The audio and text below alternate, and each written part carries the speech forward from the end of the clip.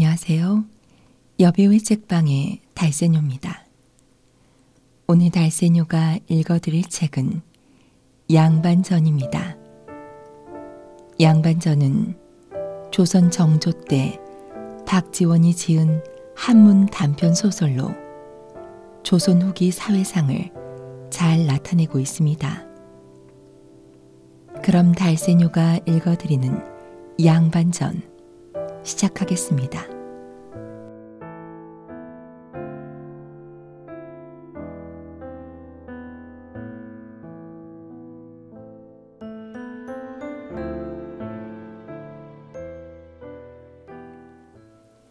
강원도 정성고을에 한 양반이 살았습니다.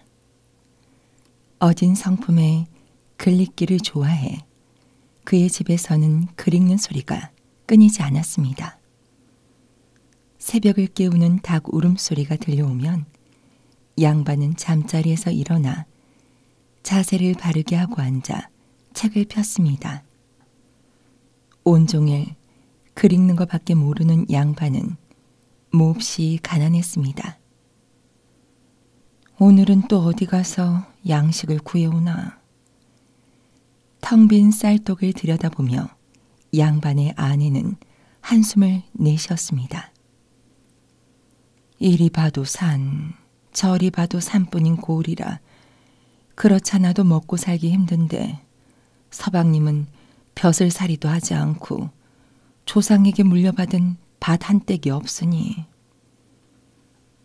태백산맥 중심부에 위치한 정선은 높고 험한 산으로 둘러싸여 곡식을 심을 논밭이 얼마 되지 않았습니다. 백성 대부분이 농사꾼인데 농사 지을 땅이 부족하다 보니 정성고을 백성의 형편은 너나 없이 넉넉하지 못했습니다. 그러니 물려받은 재산도 없고 온종일 글만 읽는 양반의 살림이야 두말할 필요 없었습니다. 양반은 가난했지만 학식이 높아 군수가 새로 부임을 하면 의례 양반 집에 찾아가 인사를 했습니다.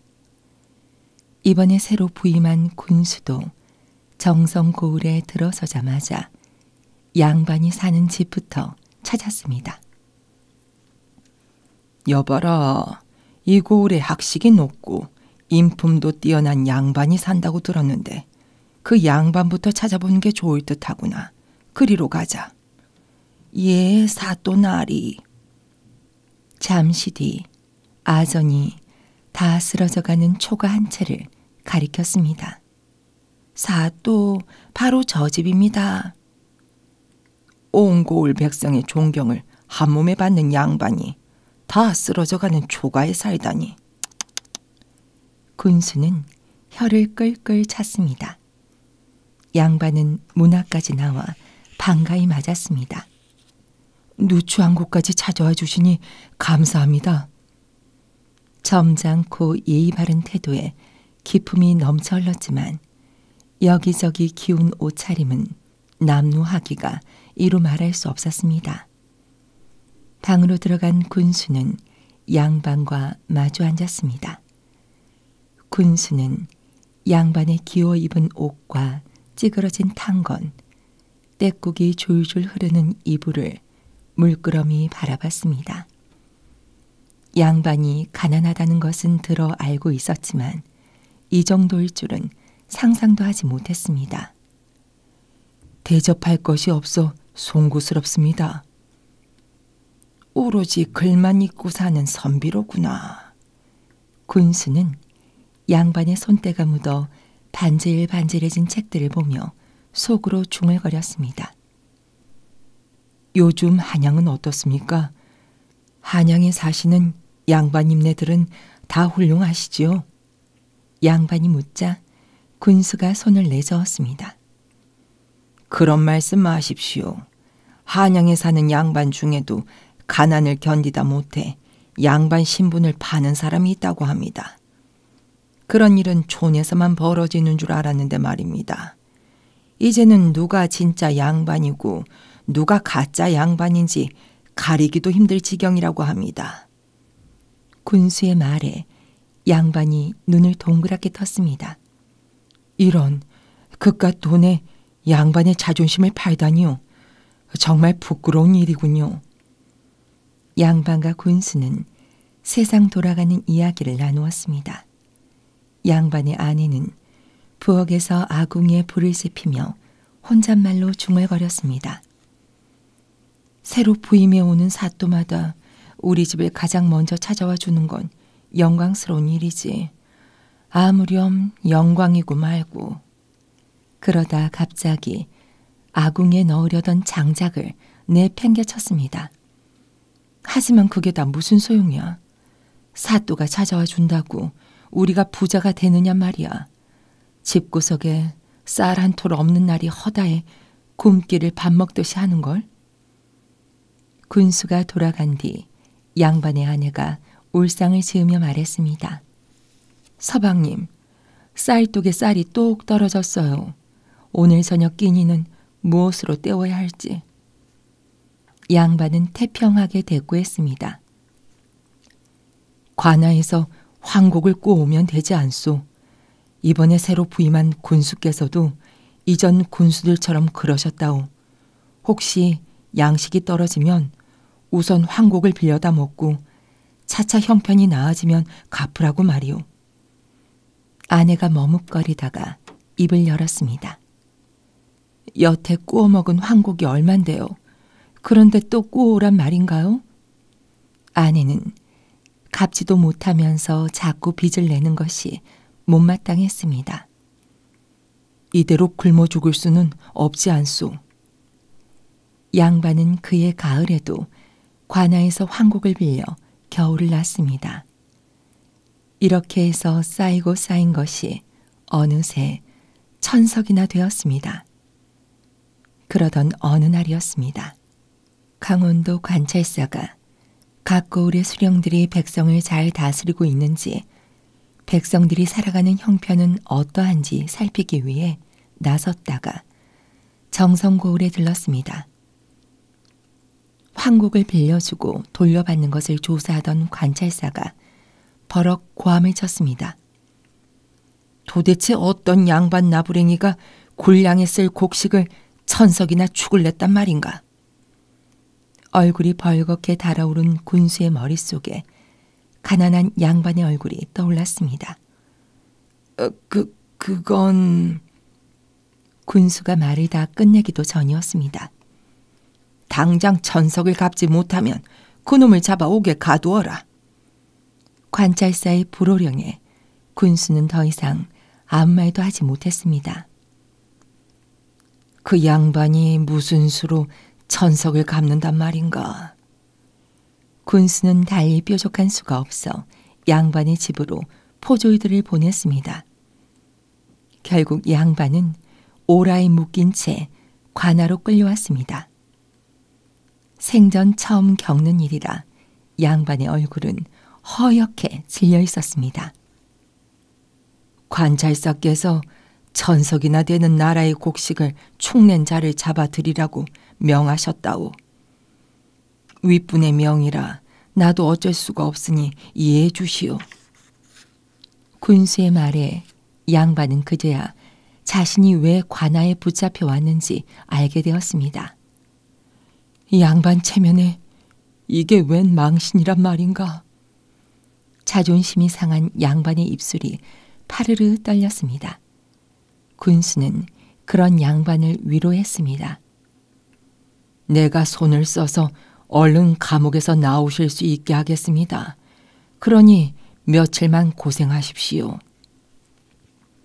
며칠 뒤 양반은 감옥에서 나와 집으로 갔습니다.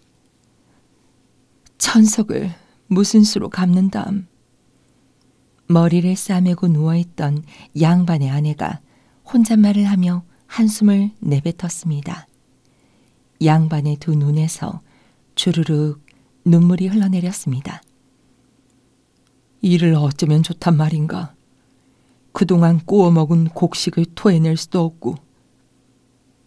양반이랍시고 평생 공자왈 맹자왈 글만 읽더니 이게 무슨 꼴이랍니까? 평생 죽어라 글 공부한 게 지금 무슨 도움이 되느냐고요. 관아에서 구워다 먹은 곡식을 갚을 길이 없으니 이제 평생 감옥살이를 해야 할 신세가 되었구려. 누워있던 아내가 벌떡 일어나 말했습니다. 그러나 양반은 해결 방법을 찾을 생각은 하지 않고 대성통곡만 할 뿐이었습니다. 분통이 치민 아내가 소리를 꽥 질렀습니다. 양반 하더니 참 꼴 좋소. 그놈의 양반이란 게 한 푼어치도 안 되는 거였소? 아내의 비난에도 양반은 다시 감옥 갈 걱정에 밤이나 낮이나 울었습니다. 글만 읽는다는 그 양반 말이야.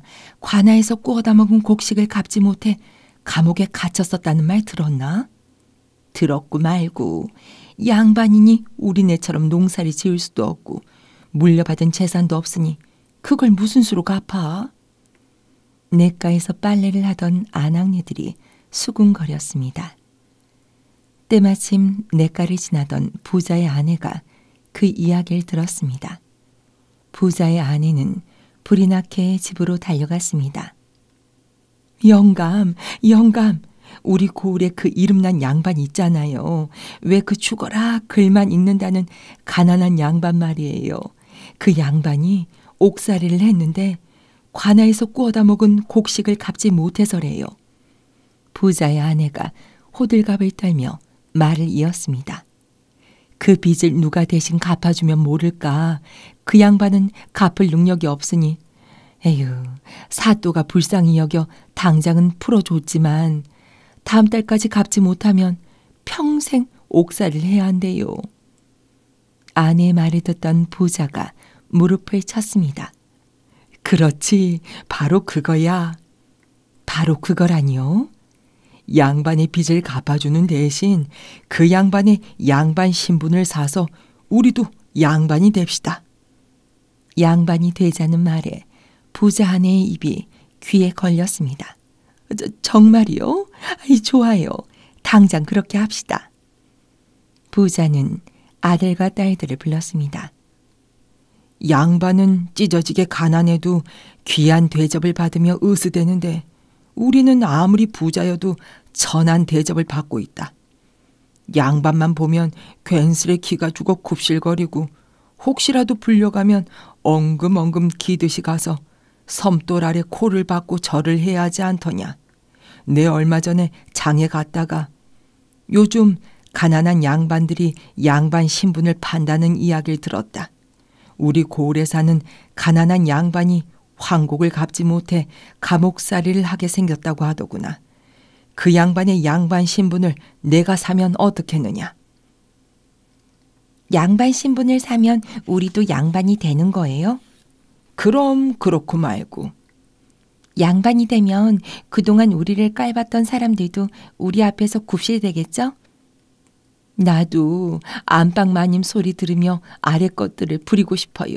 당장 가서 양반 신분을 사겠다고 하세요. 부자의 아내는 물론 아들과 딸들 모두 찬성했습니다. 가족과 의논을 끝낸 부자는 양반 신분을 사기로 결정하고 집을 나섰습니다. 그래, 나도 앞으로는 발자걸음 걸으며 양반 행세를 할 수 있을 거란 말씀이야. 부자는 벌써 양반이 된 양 뒷짐을 진 채 팔자걸음으로 양반집에 갔습니다. 저 여쭐 말씀이 있어 왔습니다. 울다 지친 양반이 문을 빠끔 열고 내다봤습니다. 어찌나 울었던지 양반의 눈은 퉁퉁 부어 있었습니다. 그래, 무슨 일로 날 찾아왔느냐? 제가 전석 빚을 대신 갚아드리면 안 되겠습니까? 양반은 후다닥 문지방을 넘어 대돌 아래로 내려섰습니다. 자네 지금 뭐라고 했는가? 내 천석 빚을 갚아주겠다고 했는가? 정말인가? 양반의 말투는 어느새 높아져 있었습니다. 자네가 왜 내 빚을 갚아준다는 건가? 자네도 잘 알다시피 나는 가난해서 자네에게 줄 것도 없는데 말일세. 부자는 조심스럽게 하고 싶은 말을 꺼냈습니다. 제가 천석 빚을 갚아드릴 테니 대신 양반 신분을 제게 주십시오. 사실 천석이면 제 재산의 전부와도 같습니다. 땅만 내려다보며 말하던 부자가 힐끔 양반의 눈치를 살폈습니다. 꿀먹은 벙어리처럼 입을 다물고 있던 양반은 지그시 눈을 감았습니다. 집안 대대로 양반임을 자랑으로 여기며 살았는데 양반 신분을 팔라고? 그건 안 되지. 하지만 천석 빚을 관아에 갚지 못하면 평생 감옥살이를 하거나 곤장을 맞다가 죽을지도 모르는데. 양반의 입에서 끙 소리가 새어나왔습니다. 잠시 뒤 양반은 잔뜩 풀이 죽은 목소리로 말했습니다. 좋네. 자네의 곡식 천석과 내 양반 신분을 바꾸세. 고맙습니다. 당장 관아로 가서 빚을 갚겠습니다. 부자는 연거푸 절을 하며 양반의 집을 나왔습니다. 부자는 소 달구지와 말이 끄는 수레에 쌀 가마니를 산더미처럼 싣고 득달같이 관아로 갔습니다.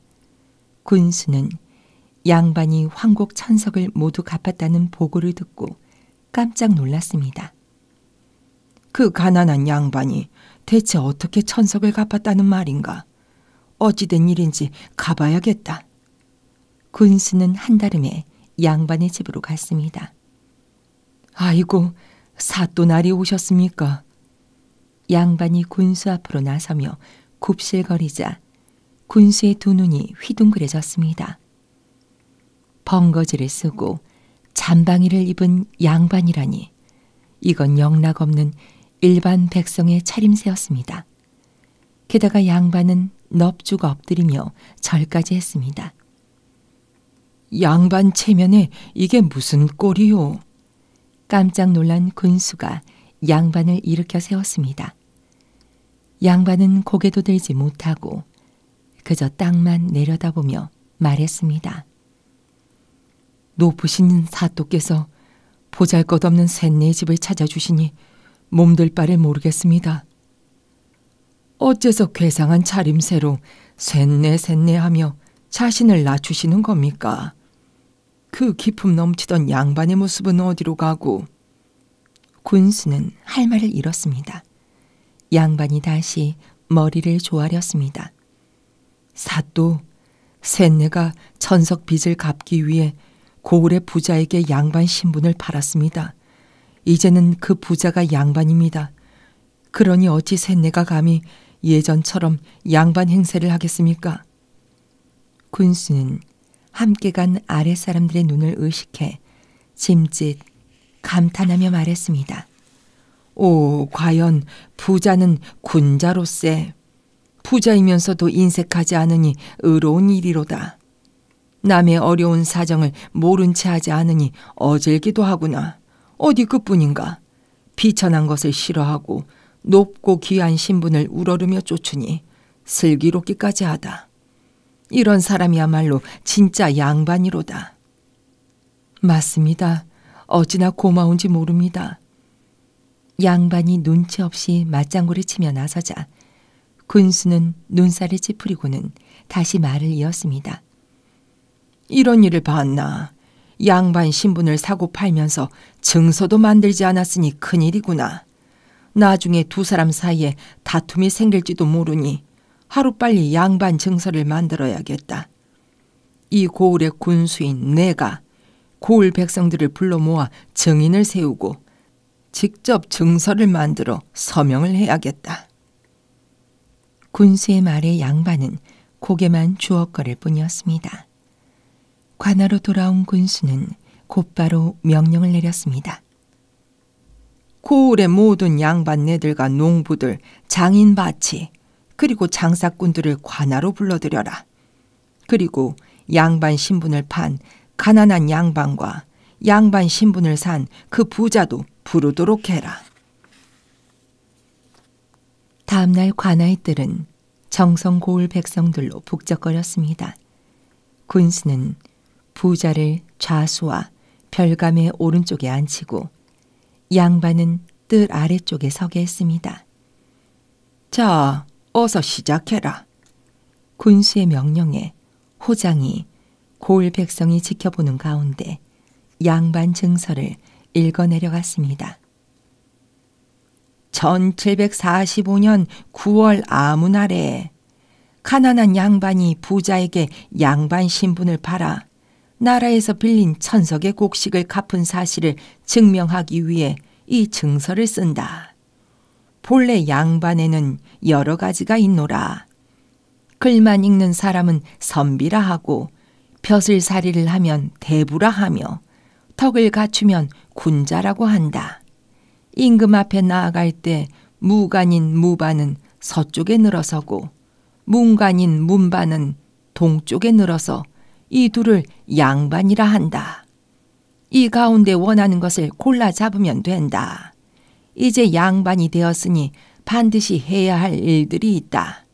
날마다 새벽 4시에 일어나 등잔불을 밝히고 바르게 앉아 눈은 코끝을 내려다보고 발꿈치는 한데 모아 궁둥이를 받친 뒤 중국의 역사책 동네 박이를 얼음에 박 밀듯이 줄줄 외워야 한다.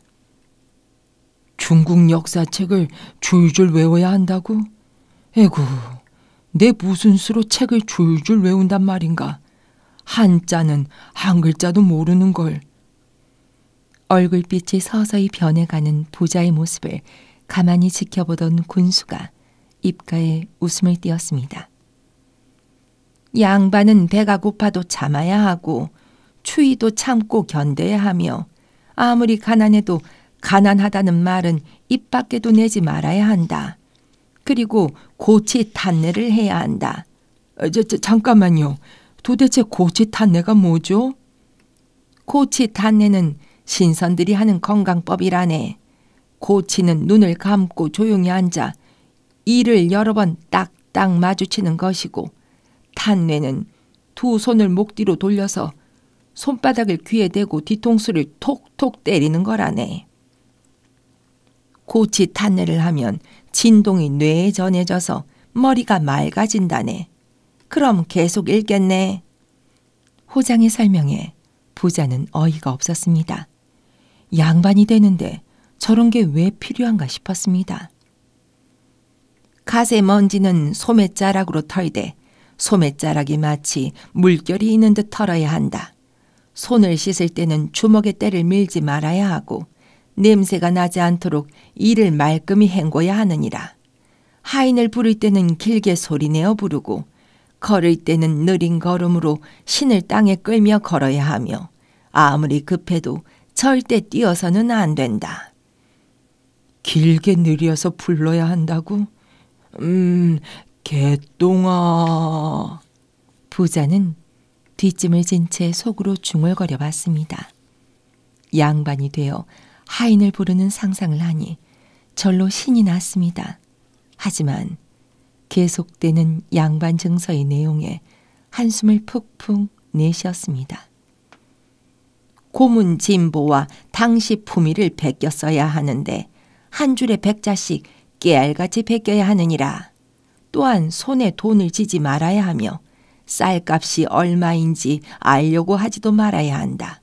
날이 아무리 더워도 버선을 벗지 말아야 하고 맨 상투 바람으로 밥을 먹지 말아야 한다. 밥을 먹을 때는 국부터 먹지 말고 국은 소리내어 마시지 말며 젓가락을 방아 찢듯이 밥상에 톡톡거리지 말고 냄새나는 생파를 먹지도 말아야 한다. 부자는 머리가 지끈거렸습니다. 양반은 참 쓸데없는 짓도 많이 한다는 생각이 들었습니다.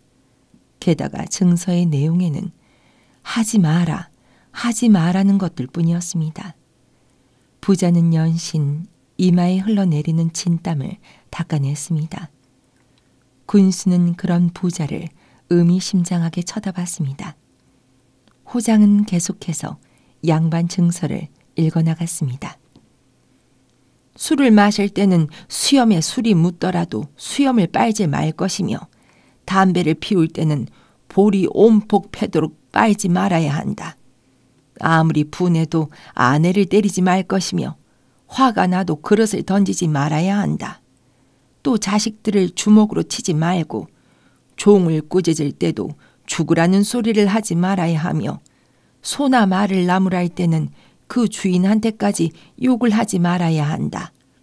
병이 나도 무당을 불러 구슬하지 말아야 하고 제사 때 스님을 불러 염불을 하지 말아야 하며 춥다고 화롯불을 쬐지도 말아야 하고 말할 때는 침이 튀지 말아야 한다. 또한 돈을 걸고 노름을 하지 말아야 할 것이니라. 만일 이와 같이 하지 않으면 이 증서를 바탕으로 관아에서 사리를 따져 바로 잡을 것이다. 호장이 증서를 다 읽자 군수가 먼저 양반 증서에 수결을 했습니다. 이어 자수와 별감도 서명을 했습니다. 그러자 통인이 증서 여기저기에 도장을 찍었습니다. 쾅, 쾅, 쾅. 그 소리는 마치 큰 북을 치는 소리와 같았고 도장이 찍힌 모양은 마치 밤하늘의 별자리와도 같았습니다. 세상에 이런 어처구니 없는 양반 증서가 있다니. 얼이 빠진 부자는 한참을 멍하니 있다가 입을 열었습니다. 양반이란 게 고작 이 정도밖에 안 되는 것입니까? 양반은 신성과 같다고 들었는데 양반이 하는 일이 겨우 이것뿐이라면 너무 보잘것없다는 생각이 듭니다. 제가 천석이나 주고 양반 신분을 샀는데 그에 맞는 보상이 있어야 하지 않겠습니까? 뭔가 제게 이익이 되도록 고쳐주십시오. 저는 이 증서에 도장을 찍지 못하겠습니다.